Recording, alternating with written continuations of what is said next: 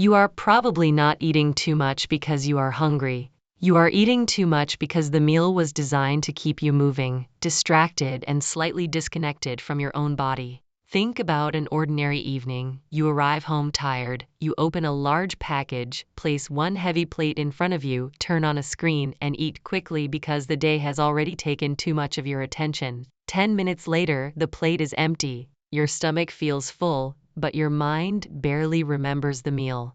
Now picture a different table. Several small dishes, a bowl of soup, rice in a modest portion, vegetables prepared simply, a small serving of fish or tofu, tea nearby. Nothing looks dramatic, nothing is labeled as diet food. Yet the structure of that meal changes how quickly you eat, how much variety you notice, and when you recognize that you have had enough. This is the difference most people miss. Weight management is not controlled only by what is on your plate. It is also shaped by the size of the plate, the order of the meal, the speed of eating, the environment around you, and the moment you decide to stop. In many Japanese homes, these small systems are built into ordinary eating. Not perfectly, not universally, and certainly not because every Japanese person follows an ideal lifestyle. The useful lesson is not that Japan is perfect, but that some familiar problems are solved differently. Today, we are looking at 5 Japanese eating habits that may support a slimmer body without strict dieting, obsessive calorie counting, or turning every meal into a punishment. Stay with me because number 4 is the habit many people understand intellectually but resist emotionally. And after the final habit, I will give you a simple 5-part reset you can test at your next meal. This is the Japanese Reset, where we explore small Japanese ideas that can make everyday life calmer, cleaner, and more intentional. Number 1, build the meal from several small parts instead of one oversized center. The modern Western meal often has a main character, a large sandwich with fries, a deep bowl of pasta, a heavy plate of meat, potatoes, and sauce, a takeaway container filled from one edge to the other. The meal may include several ingredients, but visually and psychologically, it feels like one large object that must be finished. That matters more than it seems. When one large portion is placed in front of you, your brain quickly accepts that amount as normal. You do not begin by asking how much hunger you have. You begin with a visual instruction. This is dinner. Be honest. Once food is already on the plate, leaving some behind can feel wasteful. It can feel rude. It can even feel like failure, especially if you were raised to finish everything. So you keep eating, not because your body is still asking, but because the plate has not yet given you permission to stop. A common Japanese approach is to divide a meal into several modest components. One familiar pattern is sometimes described as ichiju sansai, meaning 1 soup and 3 dishes, usually served with rice. The exact arrangement varies, and many modern households simplify it, but the principle is useful. A meal is not one enormous mound, it is a collection of smaller experiences. You may have soup, rice, pickled or fresh vegetables, and a modest portion of protein. Each part has a different texture, temperature, color, and flavor. The meal feels complete not because one item is huge, but because several small elements create satisfaction together. Here is what most people never notice. Variety can either make you overeat or help you feel satisfied sooner, depending on how it is presented. A buffet gives you endless variety and encourages repeated serving, but a structured meal with several small portions creates a clear boundary. You experience contrast without experiencing abundance without limits. The small dishes also slow the automatic rhythm of eating. You move from soup to rice, from vegetables to protein, then back again. That slight change interrupts the mechanical pattern of fork, mouth, fork, mouth. Your attention returns to the food. This matters because your sense of fullness is not instant. Your digestive system and brain communicate through several signals. and those signals need time to become noticeable. When a large meal disappears quickly, you can pass the point of comfort before your awareness catches up. The Japanese style lesson is not that you need to buy a collection of beautiful ceramic bowls. Do not turn this into shopping. The dishes are not magic. The structure is what matters. Try this tonight. Instead of placing the entire meal on one large dinner plate, separate it into 3 smaller areas or containers. Put vegetables in one bowl, protein in another section, and rice, bread, pasta, or potatoes in a modest portion. Add soup if it is already part of the meal, but do not create extra work just to imitate a photograph. You can even use ordinary bowls you already own. The goal is to make the meal visually complete before it becomes physically excessive. There is another practical benefit. When portions are separated, you can see the balance more clearly. On one overloaded plate, sauce and starch can hide the fact that vegetables are almost absent. In smaller sections, the imbalance becomes obvious without counting anything. You are not asking, how few calories can I eat? You are asking, does this meal have enough variety to feel complete without needing one giant portion? That question changes the experience from restriction to design. For older viewers, this can be especially helpful because appetite, digestion, medication schedules, and energy needs may change over time. Smaller components make it easier to adjust one part of the meal without abandoning the entire plate. You can increase vegetables, reduce a heavy starch, or choose a softer protein while keeping the meal satisfying. Do not make the mistake of filling 5 small bowls with 5 large portions. That defeats the system. The principle is modest variety, not a private buffet. The shift is simple. Stop asking one food to provide the entire feeling of satisfaction. But portion structure is only the visible part.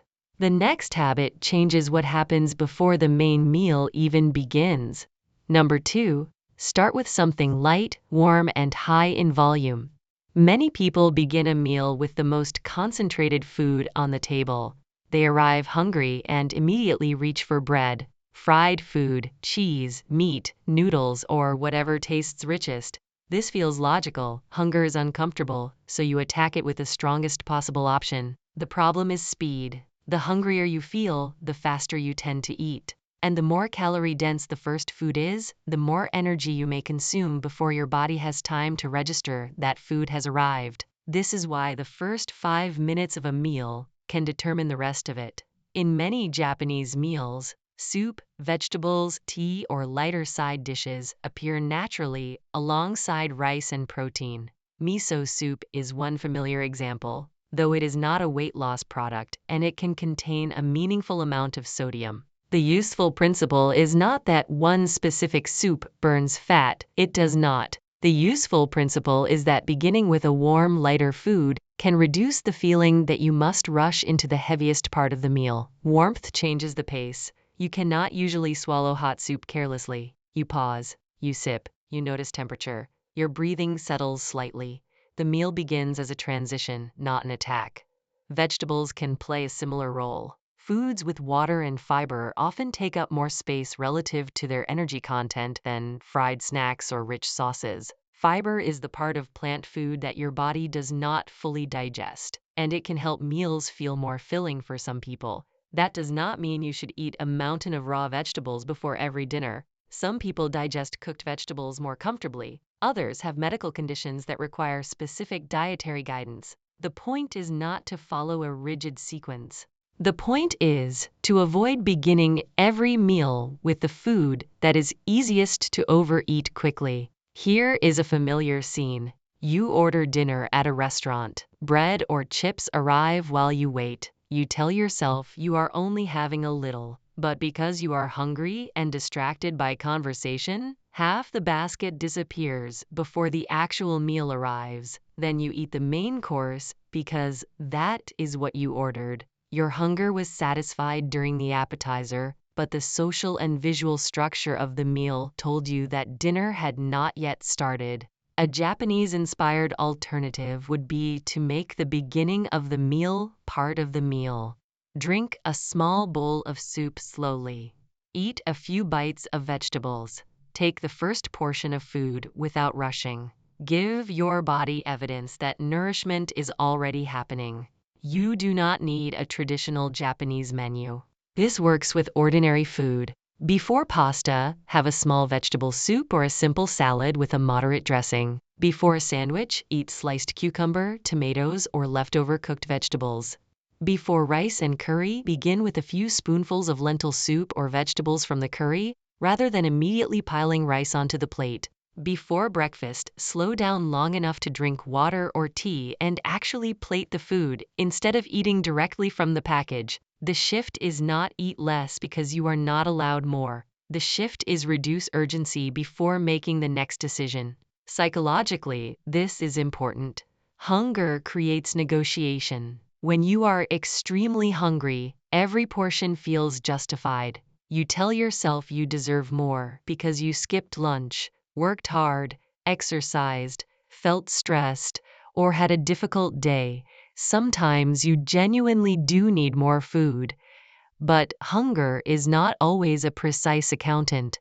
It can be intensified by habit, smell, expectation, lack of sleep, and the simple fact that food is available.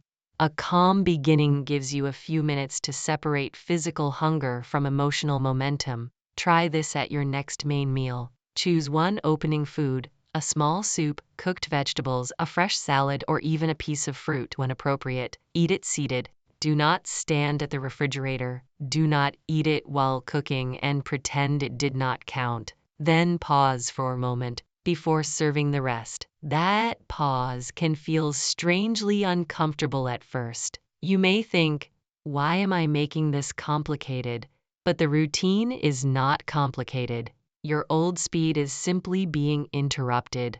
Japanese culture often places importance on transitions. Shoes come off at the genkan, the entryway boundary between outside and inside. Bathing often involves washing before soaking. Meals may begin with a phrase of gratitude, such as itadakimasu, acknowledging the food and the effort behind it. These are different practices, but they share a pattern. Do not crash from one state into another without a boundary. The useful eating lesson is to create a boundary between hunger and the main plate. Do not rush from empty to overloaded. And once the meal has begun, the next challenge is not what you eat. It is whether your attention is present enough to notice it. Number 3. Eat with fewer distractions and more physical awareness. You know the one. Dinner in front of television, lunch beside a laptop, breakfast while reading messages, snacks in the car, something eaten over the kitchen sink because sitting down feels unnecessary. The food goes in, but the meal never fully arrives in your awareness. People often assume distraction helps them relax. After a long day, watching a show while eating feels like a reward. And there is nothing morally wrong with enjoying entertainment during a meal. The problem begins when every meal requires stimulation. When your attention is captured by a screen, you become less aware of pace, portion, texture, and satisfaction. You may continue eating because the episode continues. The hand returns to the bowl, not because hunger is present, but because the movement has joined the entertainment. This is especially obvious with snacks. Place a small amount in a bowl and you can see the ending. Eat directly from the bag and the package becomes the portion. Your eyes stay on the screen, your hand repeats the motion, and the decision to continue is made dozens of times without becoming conscious. Research on distracted eating generally suggests that reduced attention during a meal can contribute to eating more in the moment, or remembering the meal less clearly afterward. Memory matters because your brain does not respond only to what entered your stomach. It also uses your experience of having eaten. When lunch feels like a blur, the afternoon snack can feel more justified. A common Japanese approach is to give the meal a clearer place and beginning. In many homes, food is served at a table, dishes are arranged intentionally, and eating is treated as a distinct activity even when the meal itself is simple. Again, modern life in Japan includes phones, television, convenience food, and rushed schedules. Do not turn culture into fantasy. The principle survives because it is practical. When the meal has a boundary, your attention has a chance to return to your body. This is where the Japanese concept of ma becomes useful.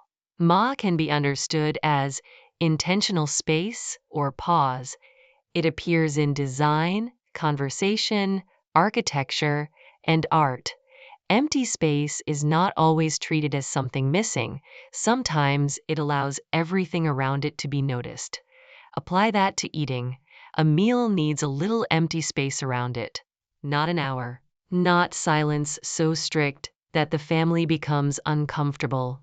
Just enough separation from work, news, scrolling, and constant input that you can feel what is happening. Try a 10-minute rule. For the first 10 minutes of one meal each day, keep the screen away. Place the phone out of reach, not face down beside the plate. Face down is still present. You know it is there. Part of your mind is waiting for it to light up. Eat normally. Do not perform exaggerated mindfulness. You do not need to chew each bite 50 times or stare at a carrot as though it holds the meaning of life.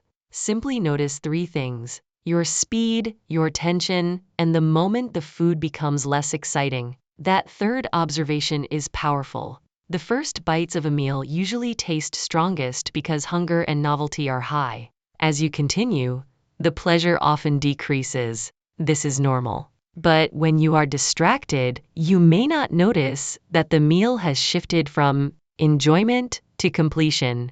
You keep eating for the memory of the first bite. Slow down here. This does not mean you must stop the moment food becomes less exciting. A meal has nutritional and social value beyond pleasure, but the drop in excitement can be a useful signal to check your body. Ask, am I still hungry, comfortably satisfied, or simply continuing? That question is not a diet rule. It is a return to awareness. Another useful adjustment is to put utensils down occasionally, not after every bite. That becomes annoying and unnatural. But once or twice during the meal, release the fork, spoon, or chopsticks. Take a breath, drink a little water or tea, look at the remaining food. When utensils stay permanently in your hand, the next bite is already prepared before the current one has been experienced. The body is eating in the present, but the hand is living in the future. For people who eat with family, distraction can also be emotional. The television may protect everyone from awkward silence. Phones may prevent conversation from becoming tense. Removing every screen suddenly can create resistance. So do not begin with a dramatic household law. Start with 1 meal per week. Keep the conversation light. Ask one simple question about the day. Let the table become a place of attention rather than control. For people who live alone, eating without a screen can feel lonely. That is real. The solution is not to force silence every night. Use gentle audio, sit near a window, or begin with only the first few minutes without visual distraction. The aim is not isolation. It is to stop handing your appetite entirely to an algorithm. You may discover that you finish sooner. You may discover that you need more food. You may discover that the meal you thought you loved is mostly salt, sugar, and habit. All 3 are useful information. The shift is simple. Do not ask your stomach to compete with a screen for your attention. We have now changed the plate, the opening, and the environment. But number 4 changes the hardest thing of all: the moment you stop. Number 4, practice leaving the meal comfortably unfinished inside your body. Not unfinished on the plate, unfinished inside your body. This distinction matters. Many people eat until they feel full, but fullness is not a single point. It is a range. There is satisfied, comfortably full, heavy, stuffed, and painfully overfed. The problem is that modern eating often treats the strongest sensation as the clearest signal. You stop only when your body becomes impossible to ignore. In Japanese culture, one well-known idea from Okinawa is hara hachibu, often translated as eating until you are about 80% full. The phrase is widely repeated, sometimes too casually, as though the body contains a precise gauge with numbers printed on it. It does not. You cannot measure 80% fullness exactly. The useful principle is simpler. Stop before discomfort becomes the signal. That sounds easy until food is delicious. This is the habit most people resist emotionally because stopping early can feel like deprivation. You may think, I paid for this. I cooked this. There are only a few bites left. I deserve to enjoy myself. I will start tomorrow. The resistance is rarely about hunger alone. It is about value, reward, waste, and completion. From childhood, many people are trained to see an empty plate as success. Adults praise the child who finishes everything. Restaurants serve portions large enough to imply generosity. Family members express love by adding more food. Leaving food can feel disrespectful, so the body's signal becomes secondary to the social meaning of finishing. This is where another Japanese concept helps, motenai, a sense of regret over waste and respect for resources. At first, this may seem to support finishing everything. Do not waste food, clear the plate. But look deeper. Eating food your body no longer needs does not reverse waste. It only moves the waste from the bin into discomfort. The better expression of respect is to serve a smaller amount first, store leftovers properly, and return for more when genuinely hungry. That is not waste, that is planning. The biological reason to stop before heaviness is simple. Fullness signals develop over time. The stomach stretches, nutrients enter the digestive system, and hormones and nerves communicate with the brain. If you eat quickly, you may continue adding food while those signals are still developing. Then, 10 or 15 minutes later, the meal catches up with you. You lean back, you loosen your clothing, you say, I ate too much, as though the food changed after entering your body. It did not change. Your awareness arrived late. The practice of harahachibu is not a command to underfeed yourself.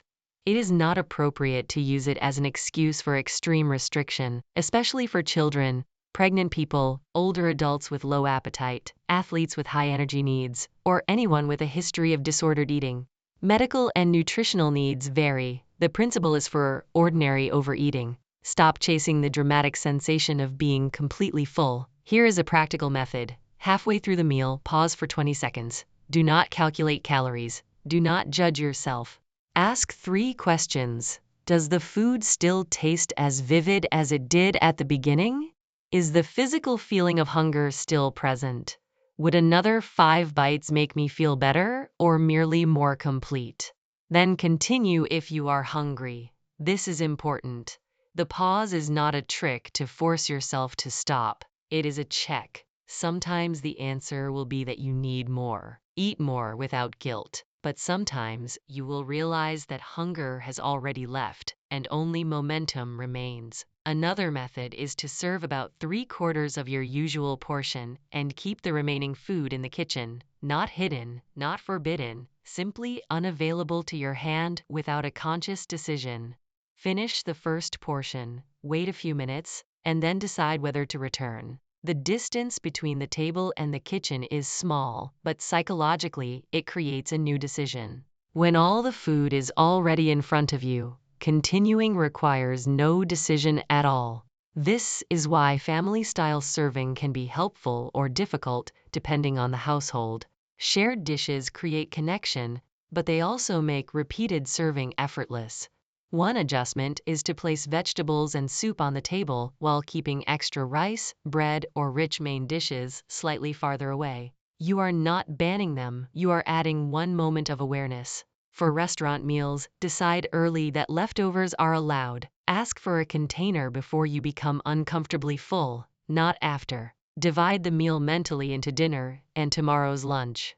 The portion is not a challenge issued by the chef. For older adults who were taught never to waste food, this shift may feel especially uncomfortable. Start by serving less, not by throwing food away. Use smaller serving spoons. Freeze extra portions. Plan tomorrow's meal while cleaning the kitchen. Respect for food should lead to better storage, not forced overeating. There is also an emotional side to stopping. Many people use the final part of a meal to delay the return to life. The plate is almost empty, but you keep picking because when the meal ends, the evening continues. Dishes wait, work waits, loneliness waits, the next responsibility waits. Food becomes a small room you do not want to leave. Be honest, sometimes you are not hungry for more food. You are hungry for the meal not to be over. When that happens, do not shame yourself. Replace the ending. Make tea. Move to a comfortable chair. Take a short walk. Keep the conversation going after the plates are cleared. Give yourself another form of pause so food does not have to carry the entire burden of comfort. Let that idea land. You do not need to remove pleasure from eating. You need to stop asking pleasure to continue until your body becomes uncomfortable. The difference looks small, but it is not. One system stops when the plate is empty. The other checks whether the body has already received enough. And the fifth habit makes that decision easier because it reduces the hunger created by chaos between meals. Number 5, create a steady eating rhythm instead of grazing all day and compensating at night. Modern eating has lost its edges. Breakfast may be coffee, then a bite of something at the desk, a sweet drink in the car, a handful of snacks in the afternoon. Nothing feels like a real meal, so by evening you believe you have barely eaten. Then dinner becomes enormous. You are physically hungry, mentally tired, and emotionally entitled to comfort. You eat quickly, add dessert, continue snacking while watching television, and wonder why the evening always feels out of control. The problem is not simply lack of discipline. The day never gave your appetite a clear structure. In many Japanese homes, meals are traditionally more defined: breakfast, lunch, and dinner, each with a recognizable beginning and end. Modern schedules vary, convenience stores are common, and snacking certainly exists. But the useful system is the boundary. A meal is a meal, a snack is a snack. The kitchen is not an all-day background activity. Clear structure helps in 2 ways. First, it makes hunger easier to understand. When you eat continuously, you may rarely feel true hunger, but you may also rarely feel fully satisfied. You live in a middle state, not empty, not nourished, always considering the next bite. Second, defined meals reduce decision fatigue. Decision fatigue is the mental exhaustion that comes from making repeated choices. Each time you pass the kitchen, open a drawer, see a package, or receive a food notification, another small decision appears. Will I eat this? How much? Does it count? Should I wait? Did I already have too much? By evening, your ability to make calm decisions may be weaker. A common Japanese approach is to simplify rather than negotiate endlessly. Meals are often built around familiar staples and repeated structures: rice, soup, vegetables, fish, eggs, tofu, or other everyday foods may appear in predictable combinations. Repetition is not necessarily boring. It can remove unnecessary friction. This is where Kaizen becomes useful. Kaizen means gradual improvement through small, steady changes. Applied to eating, it means you do not rebuild your entire diet on Monday and abandon it by Thursday. You adjust one repeated part of the day. Maybe breakfast becomes more substantial. Maybe afternoon snacking becomes one planned snack on a plate. Maybe dinner moves slightly earlier when possible. Maybe the kitchen closes after tea, not as a punishment, but as a signal that the day's eating has ended. Start with the period where your eating feels least controlled. For many people, that is late afternoon. Lunch was too small, dinner is still hours away, and stress is high. Instead of pretending you should not be hungry, plan a real snack. Use a small plate or bowl. Include something with protein, fiber, or both when appropriate. Yogurt, fruit with nuts, an egg, vegetables with a simple dip, or leftovers in a modest portion. Eat it deliberately. A planned snack is not failure. It may prevent the chaotic hunger that turns dinner into compensation. For others, the problem is not hunger, but constant availability. Biscuits sit on the desk. Sweets remain visible in the living room. Packages are open in the kitchen. Every glance becomes a cue. Here, the Japanese idea of environment becomes important. Many traditional Japanese interiors value visual order and intentional placement. Food that is not part of the current meal does not need to remain in constant view. Put snacks inside a cabinet. Store them in one location. Do not place them beside the chair where you relax. Keep fruit visible if you enjoy it, but do not assume visibility alone will solve everything. The aim is to reduce automatic cues, not create a perfect kitchen. Look around your room right now. Is food within reach, even though you are not eating a meal? That arrangement is making decisions for you. Another useful practice is to create a closing ritual after dinner. In many Japanese homes, the table is cleared, dishes are washed, surfaces are wiped, and the kitchen returns to order. This is practical cleaning, but it also sends a psychological message. The meal is complete. Compare that with a kitchen where food remains open, plates stay on the table, and dessert packages appear beside the sofa. The eating experience never truly ends. Try this tonight. After dinner, store leftovers immediately. Wash or soak the dishes. Wipe one surface. Prepare tea or water. Turn off the strongest kitchen light if that is practical and safe. You are creating a boundary, not a prison. If you become genuinely hungry later, eat something appropriate. Do not ignore strong hunger because of a rule from a video, but first ask whether you need food, rest, comfort, or simply something to do with your hands.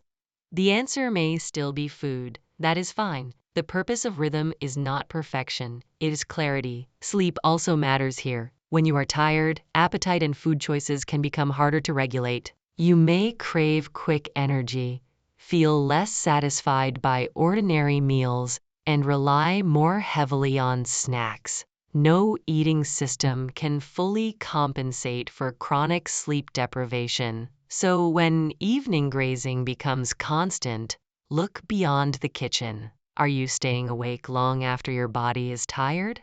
Are you using food to remain alert? Are you rewarding yourself because the day contained no other pleasure? The meal may be the visible behavior, but the schedule may be the real problem.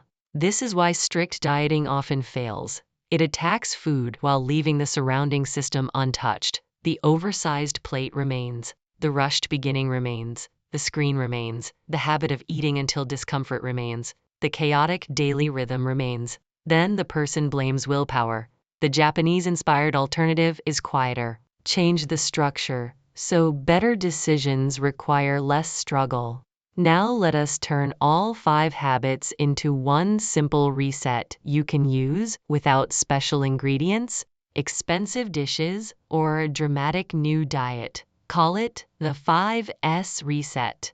The first S is separate. Instead of one oversized mound, divide the meal into smaller components. Use separate bowls, sections, or simple visual boundaries. Include more than one texture or food group, so satisfaction does not depend on one enormous portion. The second S is start light. Begin with soup, vegetables, or another lighter part of the meal. The goal is not to fill yourself with water or avoid the main food. The goal is to reduce urgency before eating the richest part. The third S is see the meal. For the first 10 minutes, remove visual distractions. Look at the food, notice the pace. Keep snacks out of the package and place them in a bowl. A meal you cannot remember is difficult to regulate. The fourth S is stop before heavy. Pause halfway through. Ask whether hunger remains or momentum has taken over. Serve less first and allow yourself to return for more. Do not wait for discomfort to give you permission to stop. The fifth S is seal the meal. Clear the table. Store leftovers. Clean one surface. Create an ending. Let your kitchen and your mind know that eating has finished for now. Separate. Start light. See the meal. Stop before heavy. Seal the meal. You do not need to practice all 5 perfectly. Tomorrow, choose one meal and test the complete sequence. Use the food you already eat. Do not buy Japanese ingredients unless you genuinely want them. Do not force yourself to eat with chopsticks. Do not turn a cultural lesson into a costume. Make your normal meal slightly smaller at first, divide it into parts. Begin with the lighter food, keep the phone away for 10 minutes, pause before finishing, and clear the table when you are done. Then observe 3 things. Did you eat more slowly? Did you notice satisfaction earlier? Did the meal feel calmer or merely more restrictive? That last question matters. A useful habit should make your eating clearer, not fill it with fear. If the system makes you anxious, obsessive, or guilty, simplify it. Weight management is not helped by turning every bite into a moral test. The central lesson is not that Japanese food automatically makes people slim. Rice can be overeaten, noodles can be overeaten. Fried food exists in Japan, convenience food exists, desserts exist. Biology, income, genetics, sleep, stress, health conditions, medication, activity, and food access all affect body weight. But routines still matter. A small bowl can change the portion you accept as normal. A warm beginning can reduce urgency. A quiet meal can restore awareness. A deliberate stopping point can prevent heaviness. A clear daily rhythm can reduce constant negotiation. None of these habits is dramatic enough to sell as a miracle. That is exactly why they are useful. They do not depend on excitement. They depend on repetition. A strict diet asks, how much can I remove from my life? A well-designed eating system asks, how can I make enough easier to recognize? That is the deeper contrast. One approach fights the body after the meal has already become chaotic. The other shapes the meal, so the body has a better chance to be heard. Tonight, do not redesign your entire diet. Take one ordinary meal and divide it into smaller parts. Keep the screen away for the first 10 minutes. Halfway through, pause and ask whether you are still hungry or simply continuing. Then tell me in the comments which habit would be hardest for you. Smaller dishes, starting light, eating without a screen, stopping before full, or ending the evening grazing. Like this video if it gave you a practical idea you can actually use, and subscribe to the Japanese Reset for more Japanese-inspired systems for calmer, healthier, and more intentional living. Share this with someone who keeps blaming willpower when the real problem may be the structure around the meal. Your body does not always need stricter rules. Sometimes it simply needs a quieter way to notice that enough has arrived.